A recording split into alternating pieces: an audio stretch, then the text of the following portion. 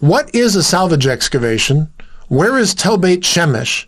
And why are these two concepts giving us so much new information about Central Israel and its history? Hi, I'm Dr. Bob Cargill, the excavator, editor of Bible and Archaeology, and today we have with us Boaz Gross, the vice president of the Israeli Institute of Archaeology, and he's going to share with us what he has learned from his excavation at Tel Bet Shemesh East and why salvage excavations are so important. So come on, let's go dig. Hey, I'm Dr. Bob Cargill, the excavator. Thanks for joining us, and we have a real treat in store for you today. Today, we are happy to welcome the Vice President of the Israeli Institute of Archaeology and the Director of the Tel Bet Shemesh East Salvage Excavation, Mr. Boaz Gross. Boaz, thank you so much for joining us today. Thank you for having me. Hey, I've dug with you before. I think our viewers will learn very quickly. We're old friends, but I'm so happy to have you here to talk about Tel Bet Shemesh East and to talk about the Israeli Institute of Archaeology. Let's start there. Tell me about the Institute. It's a nonprofit organization. What do you do? What's the purpose of the organization? First of all, Israeli Institute of Archaeology celebrates 20 years this year. Congratulations. Preparing, thank you, two big events, one a scientific conference and another one like a fancy gala event, actually this month coming up. Israeli Institute of Archaeology aims to basically deal with all aspects of archaeology, from conducting research and excavations. And its main purpose is to make this high quality information accessible to the general public. In Israel, as you know, we have a lot of tour guides and different people who are active in this realm of archaeology and bringing knowledge to the general public, but actually very few individuals and even fewer organizations are dedicated into bringing the scholars themselves into contact with the general public. And it is very important for us as an organization, both to promote high quality research and then to take this high quality research and other research and find a way to make it accessible. So we are operating a branch of our activity that's called Tagliot, which are discoveries in Hebrew. And Tagliot conducts tours and lectures and series around the country and even outside of Israel. We take Israelis on dedicated archaeological and historical tours in Rome and in Greece and in Britain and all over, let's say, the ancient world. And most of our guides are actually not guides. They're scholars, they're historians, they're archaeologists, and they don't talk about general topics. They talk about the focus of their research, which of course for our audience, who are usually people who are enthusiasts, it gives them an added value. Hearing from the scholar himself or herself about their work. Another thing that we do for this public outreach has more of a social impact, and that is that we conduct community archaeology projects. Our biggest and most famous one is in the city of Lod, which is a mixed Arab and Jewish city right in the center of Israel, a city with a lot of hardships. And there, a project that started by us together with Professor Yuval Gadot and Professor Tawfiq Daadle. I don't know if you've heard of Tawfiq, but Yuval, you know very closely. So they started this community project together with us. And there we've excavated monuments of the old city of Lod together with Jewish and Arab children, conducted a whole class program in elementary schools and then high schools. And recently, after our big salvage excavation at Tel Bet Shemesh, we've launched a new community program in the city of Beit Shemesh. Beit Shemesh's challenges are different, very different than Lod. And the main challenge is how to preserve and protect the site itself. While in Lod, the goal, the aim was the community, the social aspect. Right. In Beit Shemesh, we are basically asking for the community's help in protecting archaeology, protecting heritage. Community projects are very difficult to launch, to maintain, to keep. You need to talk and negotiate with a lot of municipal organizations and schools and teachers and the students themselves. But it's truly worth it. Whatever the goal is, it's really, really worth it. Right. I read that Tel Bet Shemesh or Beit Shemesh, the city, is one of the fastest growing, expanding cities in Israel. Does that encroach on the site? Does that put the site in danger? Is that what you're negotiating to protect? Exactly. Actually, the city of Beit Shemesh, I don't remember exactly if it doubled or tripled in size over the last 2 decades. Wow. But massive housing projects were built there since the late 90s. A lot of actually my salvage excavations were carried out in a region called Ramat Beit Shemesh, which is where those expansions were built. It's one of the most ancient landscapes in the country. And in a way, it's a bit heartbreaking to do. Archaeology is even the lesser part here, the nature that was destroyed. But, in the end, that's life. Right. Israel is a very densely populated country, and the population grows exponentially. Right.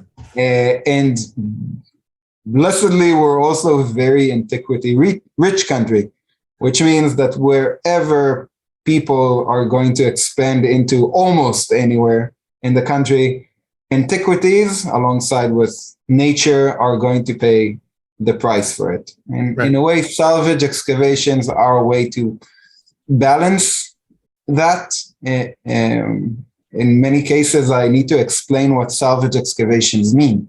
Yeah, please do. Explain to our viewers, what is a salvage excavation and how does it differ from planning out a regular excavation of a new tell? So the main difference is the initiative. In a normal academic excavation, you have a scholar. You can be a professor, you can be a research student, it doesn't matter. You have a scholar who has a research questions, and he needs to use this instrument of excavation, archaeological excavation, that's our experiment, basically, in order to answer these questions. So he or she chooses a site, launches an expedition, of course, gathers the funds for it because nothing works without it, and starts digging. The difference between that and a salvage excavation is the initiative behind a salvage excavation is not academic. It's not a research question. It's a form of protection, usually not of the sites themselves. The sites, first of all, are destroyed by the process of excavation.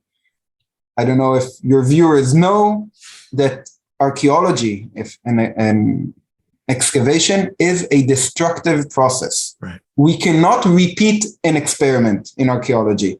We can dig a single unit once, and whatever you documented, whatever you found, you as the archaeologist will be the only one ever to do that. It cannot be repeated. That is why it is destructive. That is why also in the United States, they call salvage excavations cultural resource management, which is a very American term, yeah. But it is also very, very accurate. I actually love that term a lot because it brings together a lot of the elements very nicely, elegantly together. One, it's cultural, which means it has something to do with heritage. It has something to do with the shared interest of the community, of the nation, or the culture, or it's a resource, which means it can be depleted. And many people don't really realize that archaeology can be depleted. Right. If we will we have the potential to excavate everything. And once we do, we've depleted it. And that is why you have the management. Because in order to make sure that you protect the resource, the cultural resource, you need to manage it. Salvage excavations are a form of management of that cultural resource. If we got to a point of a salvage excavations, it means it's, in most cases, already too late for the site. The site will be destroyed. Right. Okay? What we salvage here, or as the British call it, rescue excavation, what we rescue, what we salvage is the information. The site will be destroyed. We've managed to take with us to collect and document and register the portable artifacts and ecofacts, which means wood remains, bone remains, whatever humans lived in and around and used and manipulated. Mm-hmm. But the site itself is going to be destroyed. And that's almost what happened at Tel Bet Shemesh in my excavation. And the case that we're going to talk about today is actually is a rare occurrence in which public involvement managed to change major national infrastructure plans because of antiquities. Wow. And that is very, very rare and very important. And that is also one of the reasons I wanted to do this interview with you, because people, and it doesn't matter if it's in Israel or other countries, know that it is difficult. Most chances it will not succeed. But if a community comes together to protect heritage, even in the face of very, very strong organizations, national organizations, government ministries, it is possible. And maybe you won't get everything you wanted, but you can get some of what you wanted. Yeah, let's talk about Tel Bet Shemesh, because you're right. A salvage excavation is usually stepping in to rescue or to save something that's already in the process of being destroyed, be it by creation of a new strip mall or a highway or something like that. Tell us what happened at Tel Bet Shemesh, and tell us how you managed to preserve that information and how you managed to, how did you go about doing that? Okay, so first of all, we'll go back to that region that I told you about, Ramat Bet Shemesh. Okay. That expansion of the old city of old. Bet Shemesh, modern Bet Shemesh was founded in the 50s. So when we're talking about the 50s core of Bet Shemesh, Ramat Bet Shemesh is the expansion of it, a massive expansion of it to the south. Okay. The thing is that all of Bet Shemesh is connected to the rest of the country through one road, which is Route 38. It's a main route in the country, but until a few years ago, it was a very small road, only one lane in each direction.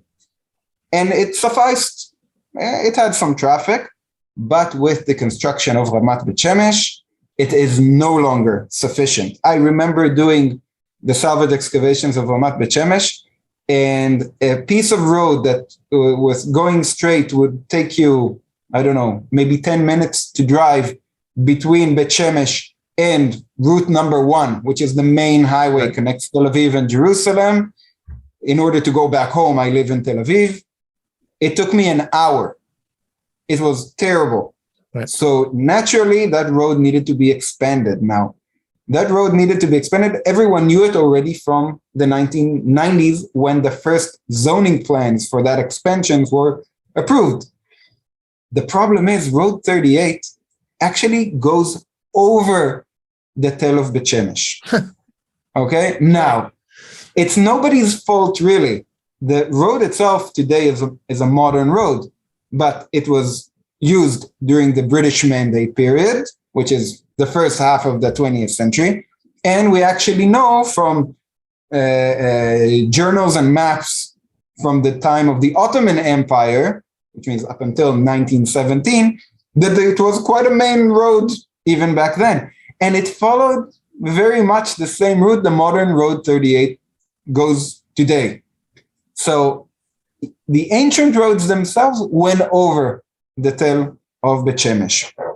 But now we get to the point of archaeological paradigms, because the road, the ancient road and the modern road, go right adjacent to the east of the ancient core of Tel Bet Shemesh, which is what was known until not long ago as the one and only Tel Bet Shemesh. East of the road were the ruins of an Arab village called Ein Shams. Okay? Ein Shams, of course, in Arabic, the spring or the spring of the sun, preserves the old ancient Hebrew name Beit Shemesh, which is the house of the sun. But that village was already abandoned, sometimes either late 18th or early 19th century. Okay, it was abandoned because of some civil strife between competing Arab tribes in the region. We're actually doing a fascinating historical research on that question these days. The Arab village was abandoned. So when first Western scholars, first the scholars of the Palestine Exploration Fund, okay, and later an American expedition led by Elihu Grant, okay, came and excavated Tel Bet Shemesh. And you remember what I said, that excavations always cost money? They didn't want to focus their excavations in ruins of an abandoned Arab village, where they knew they had to go through a lot of things that really didn't interest them, okay? They were biblical scholars, okay? The people who actually gave birth to biblical archaeology as we know it today, for better or worse. Where did they focus their excavations? On the western part, west of Road 38, or west of that road, what it was back then, in the beginning of the 20th century, where the ancient layers, the layers from the Bronze Ages and the Iron Ages, from the time of the Israelites and the Philistines, were very, very close to the surface, where, of course, it takes a lot less resources to dig into what they found fascinating. The funny thing is that even the Tel Aviv University expedition, led by the late Professor Shlomo Bonimovich and Dr. Tzvi Lederman, when they came to continue their excavations, they did exactly the same thing. They completely ignored everything that happened east of Road 38, where were the ruins of the Arab village, and everyone, of course, knew that. They continued digging only the western Tel. So it turned out to be that in 100 years of research, roughly, okay, starting from 1911 by Mackenzie's excavation of the PEF, through the 20s and 30s with Grant, and starting from 1990 until basically present day with the Tel Aviv University expedition, nobody ever done an excavation east of the road. So when the Antiquities Authority, first the Department of Antiquities and then the Antiquities Authority, came with the question, what type of road to approve when they needed to expand Road 38, they had several options on the table. One was to build a tunnel. Now, a tunnel is a much more expensive engineering enterprise, and they didn't want to do that. Second one was to go west of Tel Bet Shemesh.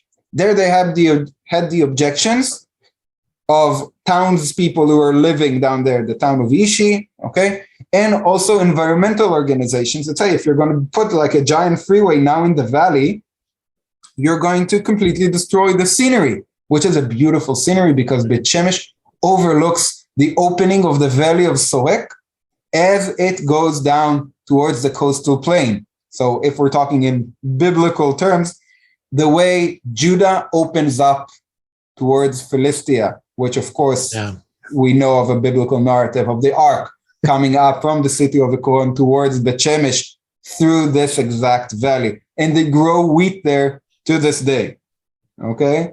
Just like in Samuel. Right. So when they couldn't pass the road to the west of the Tel because of these objections of the nearby town and the environmental organization, they said, okay, we can allow to pass the road east of the Tel. So we will do a salvage excavation.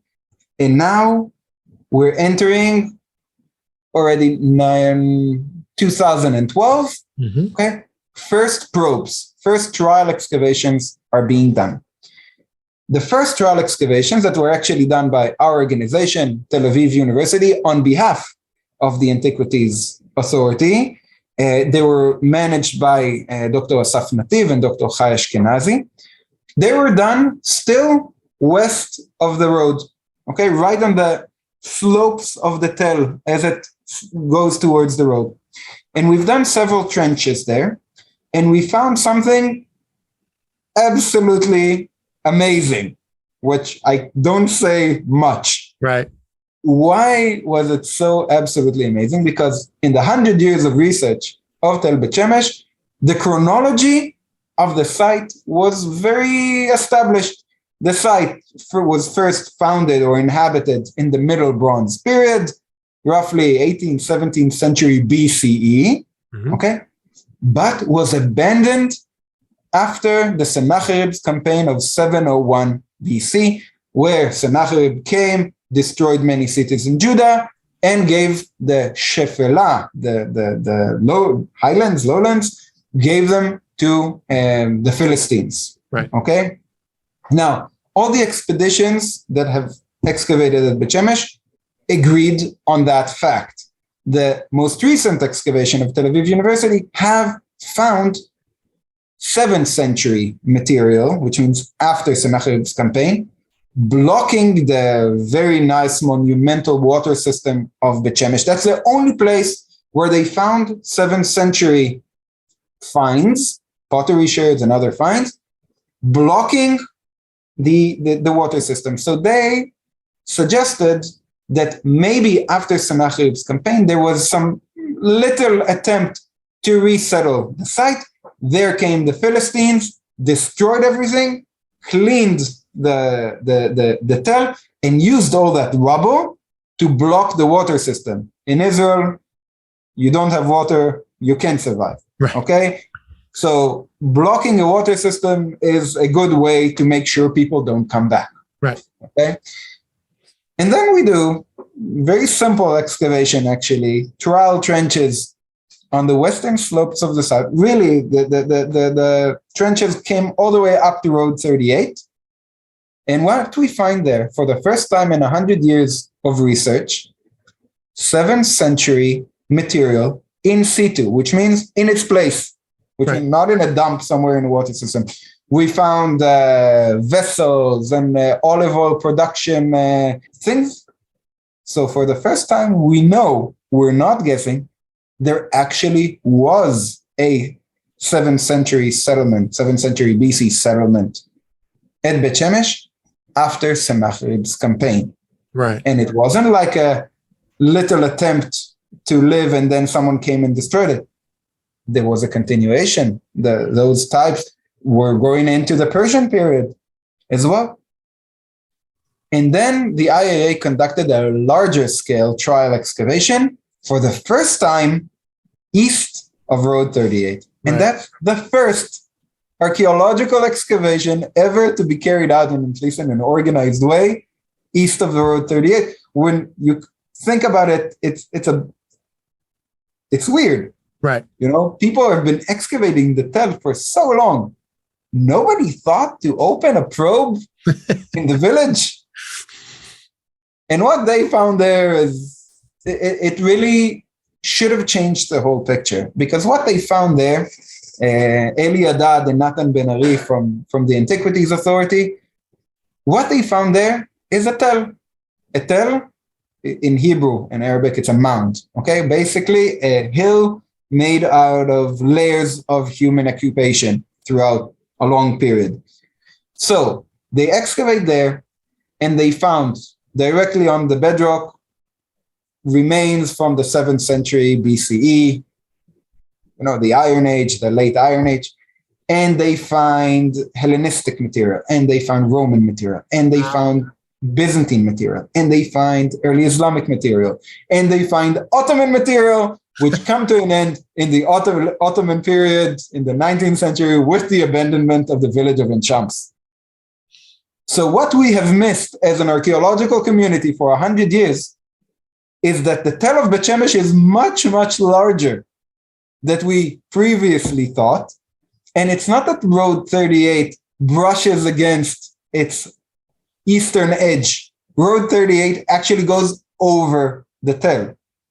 And the Tel didn't end with Sennacherib's campaign, and the road just goes around it. No. What happened after Sennacherib's campaign is a very big question. Right. We have a PhD student, Alexandra Russell, which you know very well from Azeka as well. She's writing her PhD on the 7th century through different sites, Azeka, Beit Shemesh, Hadith. Okay, so she's researching that material. And together we have come to this understanding that Beit Shemesh probably did suffer a massive blow during Sennacherib's campaign. But it's not like all the people were kicked out and the site was abandoned.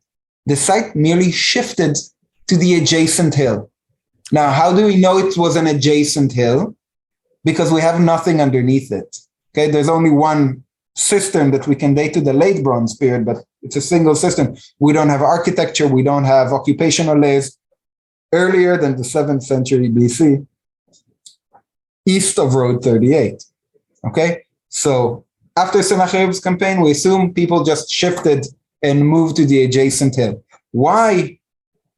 It's an open question. Okay, we can suggest maybe it has something to do with a punishment. Okay, something to stop the people from fortifying again, because Beit Shemesh did have walls. There's an argument regarding whether these walls were in use during the Iron Age, but it doesn't matter. It could have been fortified, let's say, relatively easy at the time. If you need to build a completely new settlement and a completely unfortified hill, so it's a bit more difficult. So we need to ask ourselves why. We don't have a clear answer for that yet. But what is for sure, the material culture is definitely Judahite in nature. Wow. Yeah. So it's not like the Judahites left and then the Philistines came and settled. Now we know that it really doesn't work like that. Okay? Usually the people stay, even if they, pay their taxes to a different political entity. Sure. We don't know whether it remained under Jerusalem's control or became under the Equan's control. We don't know. My personal feeling, and by the way, there are people who are much smarter than I am that dispute that, but I think it continued to be under Jerusalem's control. We have stamp impressions. We already submitted to publication the stamp impressions from Beit Shemesh, and we have a continuation from the Lamelech to the Rosette. So we can see the Judahite administrative system continuing at Beit Shemesh after 701. I don't know. We still need to work on that and publish in time. So that led to the launch of the salvage excavation. Now, what happened at Beit Shemesh?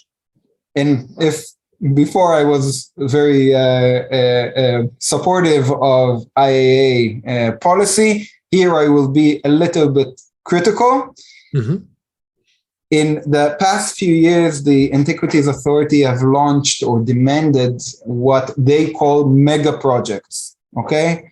Salvage excavations in the scale of thousands of excavation squares. For people who don't know, an excavation square in Israel is a grid of 5 meters by 5 meter. Right.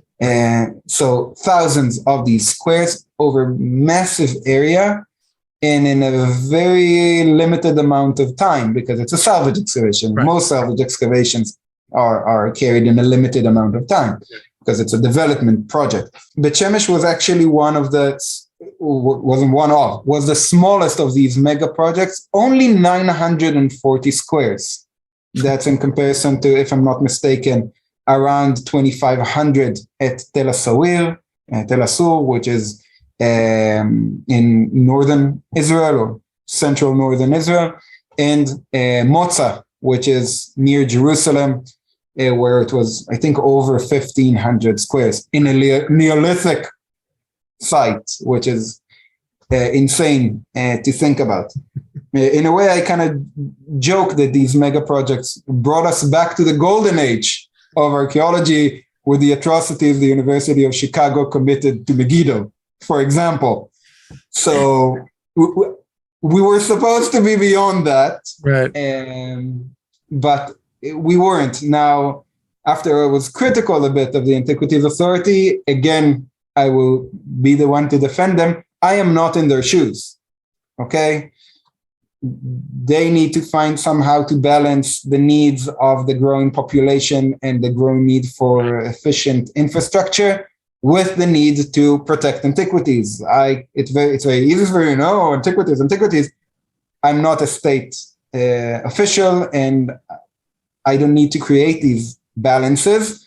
My organization, under the academic auspices of the Institute of Archaeology at Tel Aviv University, won from the Antiquities Authority a chunk of the site. It's Section A. They cut it into 3 sections. We conducted excavation in the deepest, most complicated part of the site, which was 400 squares large. But it's a very, very large excavation, considering that you're digging a multi-stratified site, sometimes to a depth of 6-7 meters, right, spanning from the 7th century BC to the 19th century CE.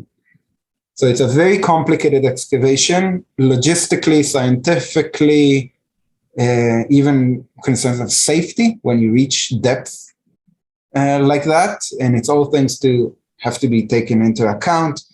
Hundreds of workers. I think we worked in about 170 hired workers a day, a staff of about 30 archaeological and administrative staff. It's like a factory, okay? It's like a factory for better and worse, because on one hand, the amount of information that came out of this excavation is staggering. And I mean staggering because it is staggering. You have to now plan and think, how are you going to process and publish all these things? Because even though we dug in 1930s scales, we are still in the 21st century, and we are obligated to 21st century scientific process and due publication, which is suitable to our occupation today. Right. So it's a challenge that archaeology hasn't faced before. And I'm not alone in that challenge. My colleagues in the Antiquities Authority, with their own mega projects, are dealing with the same challenge. How do we face these massive amounts of finds? So first of all, it kind of changed also the way we do the excavations, the way we do the processing. A lot of the processes is done on site throughout the excavation, which has, of course, natural advantages. It also has disadvantages because the information you have while you dig, it's very preliminary. Right. So when you start processing while having only preliminary information without seeing the whole picture, it has its downside as well. So you have to find those middle grounds. The excavation lasted in full swing, let's say full scale, for about a year, and then an additional year with bursts according to the demands of the IAA and their negotiations with the road company. And that, if you want, I'll explain later. All in all, 2 years of work in the field. 2 years is a very lengthy, extensive salvage excavation. I mean, usually you hear about these things being 1 or 2 weeks long, right? So 2 years is a massive investment, right? Yes, it's a massive investment. And these are excavations that are in the millions. Okay. In terms of budget, naturally, it had to be. Actually, I think we didn't really meet the deadline because the finds were more complicated than expected. Right. Of course, we didn't meet the deadline with permission from the Antiquities Authority, and also because of the new elements that came into play, which is the community and the municipality of Beit Shemesh. Plans have been changed. Right. So as plans were changed, we didn't want to continue digging because as I said, salvage excavation is a destructive, any excavation, but salvage excavation especially is a destructive process. So if someone tells me, oh, that area is now under question whether it will be in the construction plan or not, I'd rather not dig it at all, because by digging it, I'm destroying it. Right. By not digging it, I'm preserving it for future generations. So the moment that they said that there are some areas under question now because of the public outcry and the negotiations, it was our agenda, and I say ours, it's also the Antiquities Authority's agenda, to stop the work, wait until final answers come and final agreements come, and then only come back to do what is absolutely necessary and will undoubtedly be destroyed. Right. So I guess my two questions are, what did the community do? How did the community help? Or did they interfere, or did they help the excavation? And then what did you find that was so valuable during the salvage excavation? Okay, so I will start actually from the second question, because it leads to the first one. Okay. So first of all, and that's also a point where I used to criticize a bit, we haven't added much stratigraphical information to what was already known from the trial excavations. So we've added the Persian period, we added some sub-phases of the Hellenistic period. Basically, we saw the same things, only this time much, much larger. And that is an advantage, by the way, of these mega projects. Because as archaeology became more and more micro, we, in many cases, lost the big picture. Answering questions of town planning, area use, domestic, cultic, government, rich quarters, poor quarters. We know a lot less about it now because we're digging in much, much smaller areas. Right. Of course, we're digging in much smaller areas because we can derive a lot more information from each area. But there are questions that we are missing by digging that way. So when you open up an entire site, or almost an entire site, in such a scale, you get all these questions, you get all these answers that you wouldn't have in a normal academic excavation that open a square here, a square there, 3 squares over there, and you get only windows into the site. Here we stripped the site, okay? So once we found that, we suddenly saw a town from the 7th century, and not an installation here or a wall there. We saw that it was an actual industrial area and a town from the 7th century BCE, continued into the Persian period. Then we've discovered a completely unknown chapter in the history of Beit Shemesh, that there was a Hasmonean, an early Roman Jewish town at Beit Shemesh. No kidding. And that wasn't known from the Western Tel. It doesn't exist in the Western Tel. It was a continuation of the eastern side of the Tel, east of Road 38. Oh. And that town had everything you would have expected from a Second Temple period Jewish town. It had mikvehs, ritual baths. It had the chalk vessels that are indicative, the oil lamps, of course, the coins. And it had something that is quite unique, and that is what we interpret as an early form of a synagogue. Now, Second Temple period synagogues are a rarity. One, they're a rarity because we don't really know how to identify them. There's no religious dogma on how they're supposed to look like, because the temple still stands. Right. As long as the temple stands, so you can ask yourself, so what is just a monumental building in a town, and what is a synagogue, which means it has Jewish cultic meaning, okay? So there are some characteristics, like a bench in the middle. It needs to be some sort of a unique piece of architecture in the settlement where it's in, its location in the settlement, its position in relations to ritual baths and stuff like that. There are some criteria that scholars have been putting together, but there are only like 14 or 15 of them in the entire country that have been suggested to be synagogues. I think only one of them we can say for a fact that it's a synagogue because it has an inscription. Right. Okay. But This, by the way, building was already part of a MA dissertation by Angela Hodson, who was the area supervisor who excavated this building. So this synagogue, I'm saying synagogue, I quite think it is. I'm suggesting it with my colleagues, of course, but I need to put on the table that this is a suggestion. It's an interpretation. We could be wrong.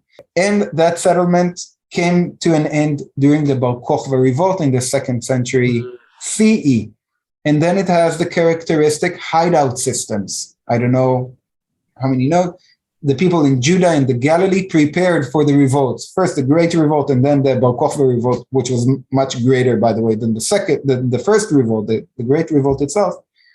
But they basically dug down. They connected all their underground installations, their cisterns and columbaria systems and mikvahs, sealed the tops of them and connected them underground as part of a form of both hideout system and a form of guerrilla warfare. Okay, passages are very narrow, turning in sharp angles, not something an armored Roman soldier can easily crawl into. Of course, the Romans in the end got the hint and just sealed the whole thing shut and let the people bury them. But in the beginning of the revolt, these systems were quite efficient, at least in order to protect the civilian population. So we have that in Beit Shemesh, and it was not known before. It's a completely new chapter in the history of a famous biblical mound in the country, which is quite rare. We have a huge complexes of the Byzantine period, industrial complexes of winemaking and olive making and pottery making, including one of the largest and best preserved pottery kilns found in the country from the period. Okay, probably already from the late Roman period. Right. So we don't exactly know for sure what settlement this industry served, but I think there was some sort of a monastic community at Tel Bet Shemesh. By the way, the only late remain on the western part of Beit Shemesh is a very, very large compound dated to the Byzantine period, who Duncan Mackenzie, the excavator of the PF, suggested that is a convent, actually. My good colleague, Eitan Ayalon, who specializes in different agricultural industries and settlement patterns of the period, suggests, by the way, that it's not a convent, but a fortified farmhouse. Okay? If it is a fortified farmhouse, I think what we've excavated from the Byzantine period is actually the industrial area. By the way, in the Byzantine period, that synagogue, that monumental building from the Second Temple period, was mostly rebuilt. I know it has the ancient core because we've found very good evidence of it, but it was rebuilt and repurposed during the Byzantine period with the only decorated mosaic floor we have in the entire site, and not for lack of digging, right? Because we dug the hell out of it. So we have the only decorated mosaic of the Byzantine period in that building, which may suggest that it continued in some way occultic use. And yes, I'm well aware that this is a circular argument, so let's not get into it now. In the early Islamic period, a big town, a rich town, very rich material culture, and evidence of the great earthquake of 749, including part of that earthquake buried underneath it, a whole goat and sheep pen. Okay, we have dozens of goats and sheep buried under rubble, okay, which we managed to date using C14 and numismatic and ceramics. And then we have some sort of a break, a pause in occupation of the site. We do not have architectural or living remains from the Crusader period. We don't know why, by the way, but we have some pottery, we have some finds, but nothing that indicates any significant settlement or a settlement at all. And then in the Mamluk period, now we're talking about the 14th century CE, that town is settled again. And that town continues into the Ottoman period, and that is the village of Enshams that, as I said, was abandoned in the 19th century. So in a relatively short amount of time, suddenly we have this huge archaeological site. And then people started saying, and the people of Beit Shemesh there's a majority of religious Jews in Beit Shemesh. And when you start talking to them about a town, and you're not lying, it is there, a town that was unknown before, from the late Iron Age, from the Kingdom of Judah, and then a town, including probably a synagogue from the Second Temple period. Oh, and by the way, all of this is going to be destroyed because of the roads. Then they get a bit upset. Wow. Okay? First of all, they're very involved people. They're involved in everything, okay? They're a very tight-knit community. They're involved in state community, in the government. They're involved people, okay? They're highly educated. They know how to do things, how to get things done. How to get things done. Exactly. Right. And in this case, what they wanted to get done is to save their mound, to save the Tel, okay? So they opened this community group called Abirei Tel, the Knights of the Tel. They have a logo. They started doing events. They started bringing people and children and started doing events, not in my site because it's an ongoing salvage excavation, but on the western side, which is open to visitors as it is. They started letting people know what's going on. And I think letting people know what's going on is key, because Israel is basically one large construction site. So you've driven around. There isn't a single patch of country that you don't look to the side and see something under construction. It's constantly under construction, so we're used to it. And we see salvage excavations on the sides of the roads all the time. We usually ignore them, especially people who are not archaeologists and are interested in it. So suddenly bringing that knowledge, and that's what that community did to the people, started to create political pressure. First of all, political pressure on the municipality. There's a mayor. The mayor needs votes, okay? So the mayor, who's by the way, a PhD in, I think, in education. She's also a very highly educated woman who also studied archaeology. And she told me that herself in the tour I gave her at the site. So okay, now we have a problem. We need the road. They're in a conflict of interest. On one hand, the city needs the road. The people of Beit Shemesh are suffering in endless traffic, and plus it's a dangerous road. Right. It became a very dangerous road. Right. So they need the road. But on the other hand, there's a piece of, as far as they care about, which is perfectly fine, part of Jewish heritage that is about to be ripped apart because of that road. So we need to find another solution. So the main pressure is to go back and put pressure on the government to fund the digging of a tunnel underneath the site, which would save most of it. Unfortunately, that option came off the table as not so much about the money as I understand. And here I'm saying I'm not sure because I wasn't present in these discussions. Not for lack of choice, nobody bothered to invite me. So it wasn't the problem of money, it was the problem of time. In order to approve plans or change of plans and such, it could take years to plan, go back to the drawing board and to have them approved. And in that time, people are still suffering in a highly congested, dangerous road. So in the end, the compromise that they came to is that out of a span of 70 meters, that's the width of our excavation, 70 meter wide, okay, over much longer length, okay? So the road will not actually be, or the development will not be 70 meters wide as previously mandated, but the road will be only 25 meter wide, but it will be in a very deep trench in the ground, okay, because they needed to balance or equate some elevations, which led to the problem of the road being dangerous. There were blind curves in it because of the way it climbs on top of the Tel. So that was the middle ground that they chose. It will not be a tunnel. It will basically be a very relatively narrow and very deep trench in the ground, and the road will be in that trench. The plus side is that there will now be a bridge that's connecting the two sides of the Tel, and for those of you who know Beit Shemesh, will also for the first time connect the city of Beit Shemesh to Tel Bet Shemesh, which is now it's divided by Road 38. Right. You can't just walk from the city to Tel Bet Shemesh unless you're putting yourself in danger because you're crossing a freeway, basically. So the bridge will allow this connection.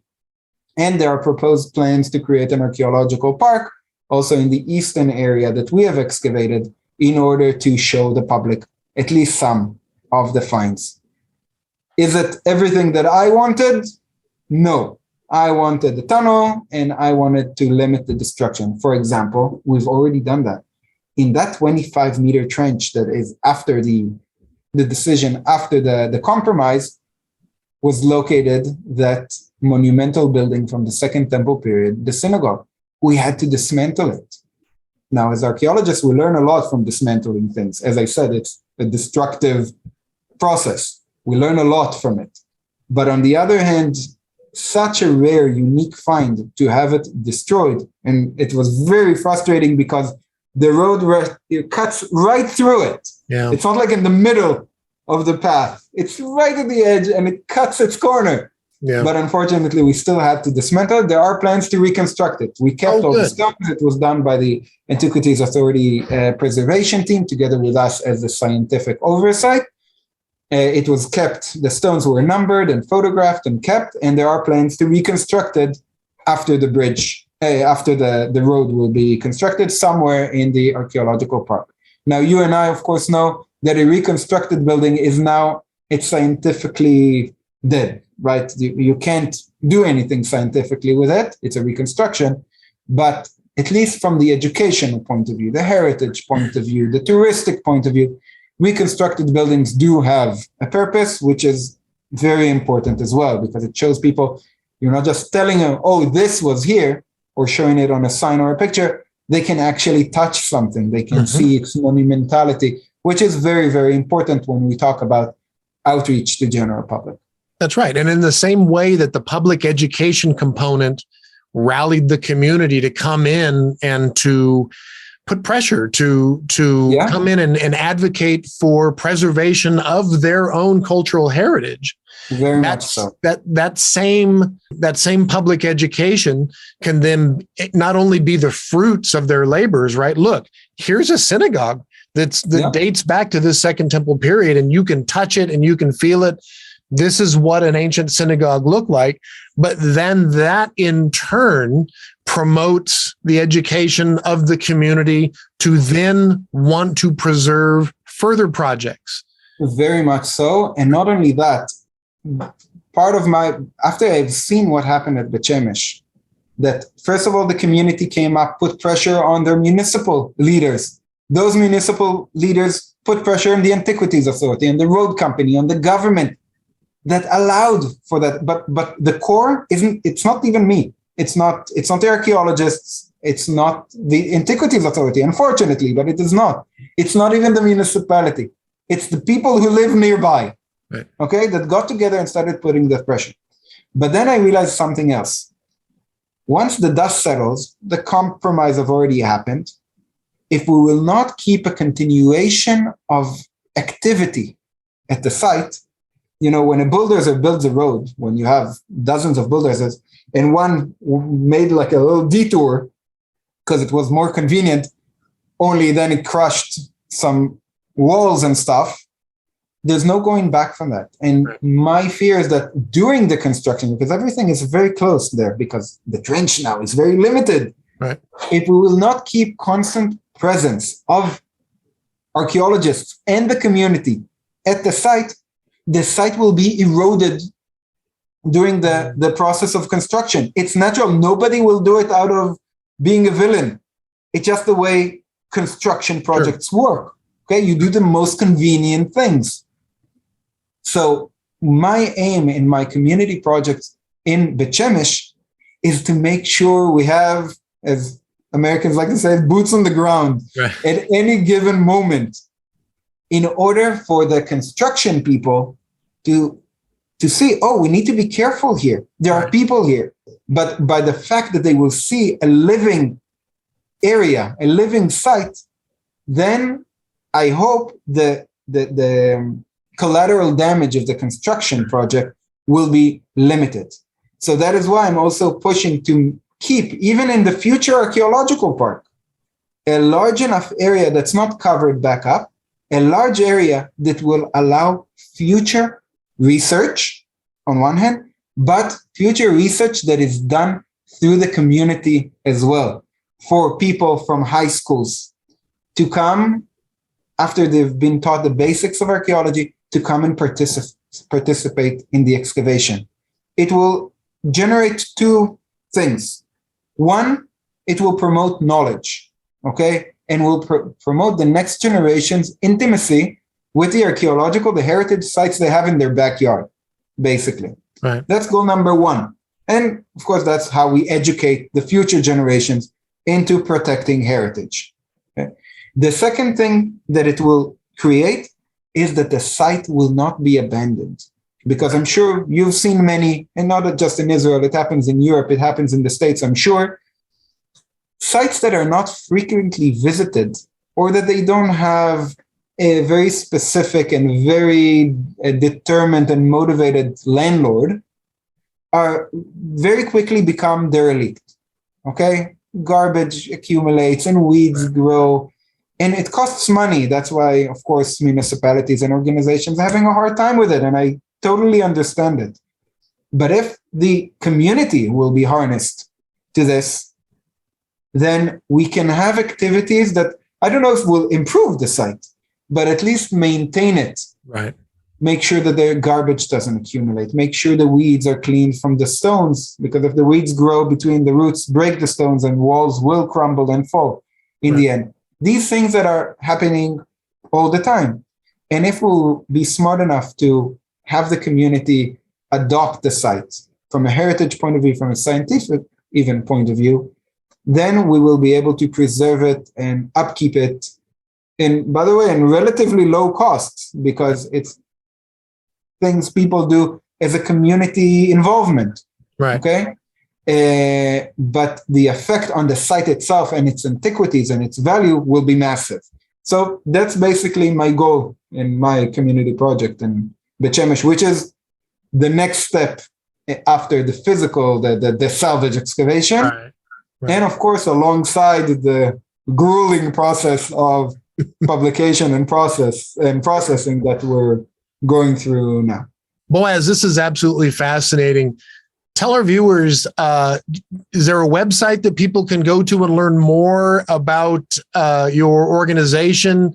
And we can put the link down below here. But can people make contributions to help the organization preserve these finds in Israel? Yes, definitely. First of all, as I said, we're a nonprofit organization.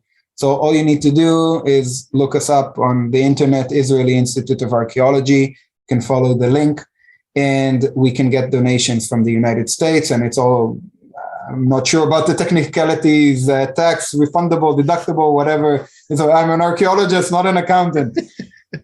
But I can promise you that it will go to our projects. And actually now we're working in a new website that we're launching, is that you can choose the project to where you want your donation to go. But besides the monetary donation, which is very valued always, of course, as a nonprofit, there's also involvement that can happen. So if you will follow our website and you will follow our Facebook page, right now it's mostly in Hebrew, but we are going to build Facebook in English as well. You will see that we are going to launch activities for the general public, also for tourists visiting Israel, including tailored experiences. We're pretty much against the dig a day, which you may have heard of, because we don't feel that digging a day is good for anyone. I don't think it's very good or educational for the visitor, the person who actually digs a day. It's definitely not good for archaeology. Right. Because in the first day, you usually do more damage than good. It takes some time. Right, so people who are interested and would want to come for an encompassing experience in Israel, who are enthusiasts of history and archaeology, we are going to create tours that are combined with excavations. around the country. Depends on the season, of course, depends on the active expeditions at the time, also depends on the interest of the visitors. And all these are things that in the end will be directed towards the preservation, will be directed towards our community, our educational projects, and which we feel are beneficial. We are the largest archaeological organization in Israel outside the Israel Antiquities Authority, which is a government entity.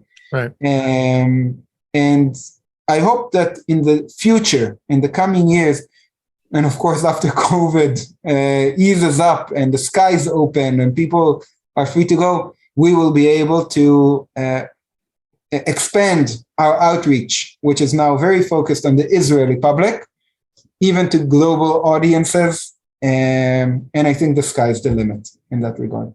Well, I know Bible and Archaeology is certainly looking forward to working with the Israeli Institute of Archaeology on the public education aspect of everything that you're doing. I am fascinated by the Tel Bet Shemesh East Salvage Excavation and all of the things that you found. I wish you everything the best and all the work that you're doing. I cannot wait to come over and take a tour with you. I wish everything the best to your family and to you. And thank you so much. Thank you so much for taking the time to talk to us today. It was really my pleasure. Thank you for having me. You bet. Thanks again for joining us. Please don't forget to like and subscribe if you enjoyed this interview. And on behalf of everyone at Bible and Archaeology, I'm Dr. Bob Cargill, the excavator, wishing you everything the best.